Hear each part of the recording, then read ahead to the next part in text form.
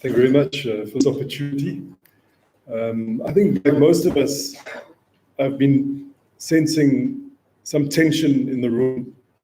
Some of us who are feeling very positive and others are feeling very negative. And one of those polarities that I found interesting, just reflecting on it, was that many of our foreign friends seem more positive about South Africa than we do. And they seem to want us to succeed. And I think there is a deep desire in the world that South Africa does succeed. And we must always remember our place in that, whether it's the Europeans, the Chinese, the Africans, which have been eloquently explained, and we understand there's many reasons why we are in the position that we are in.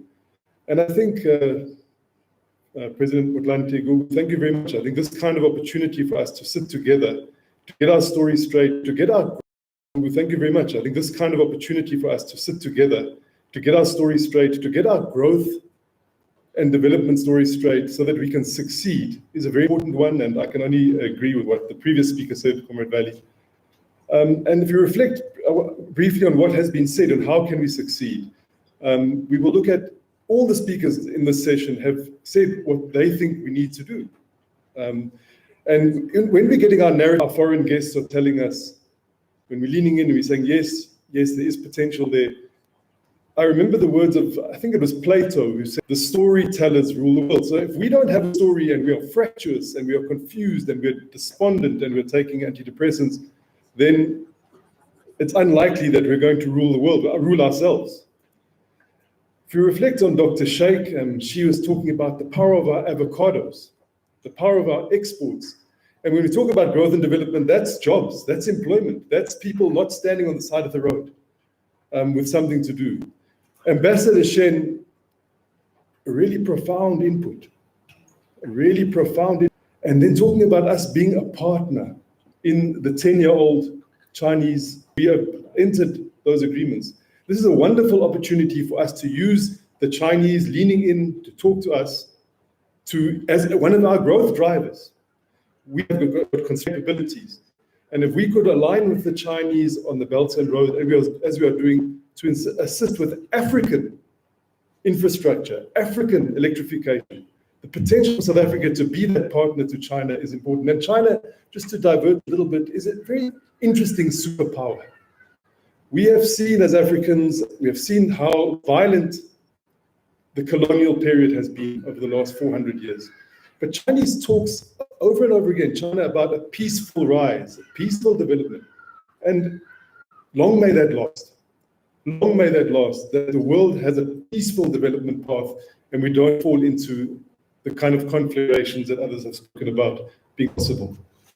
Stavros spoke about centrifuges, and like myself, he's a pragmatist. And we need to look at how we use that BRICS relationship. As he put it, how do we align our economic policy and our foreign policy? They mustn't become unaligned. They must be aligned for our own purpose. Either public administration, I think it was a profound input. Public administration, that's the solution to this, the capability of the state. Prof. Mehdi, young people, 4IR, technology, this is our story. This is our story. The off-the-cuff remarks by the Deputy Minister Jeffries reminds us that we need to continually tweak our constitution. We need to evolve so that it's fit for purpose. Make sure that there's democracy, there's accountability, there's electoral reform. It's not written in stone, as he said. And I think JP Lundman and I haven't spoken much in the past, but if I was just to speak about growth in this country, the importance of growth, the importance of electricity reform, water reform, I would have said the same things as what he said. I think that was a very, very useful input. But the only problem with all of this is that we are a very fractured and divided nation. So we can't seem to come together. We cannot come together on a common narrative. We won't rule the world. We will not succeed if we are divided in this way. And that's, I think, where leadership comes in, engagement comes in, and that old South African useful idea of sufficient consensus ultimately has to come in, where leadership says this is the way that we will unite the country. And we've got sufficient consensus, and we will take people with us through that engagement. I agree that we are a sleeping giant. The progressive thoughts, the progressive ideas is a sleeping giant, but I'm afraid, Comrade Valley, it's an aging sleeping giant. And it needs to be revitalized. We cannot look backwards at how great we once were.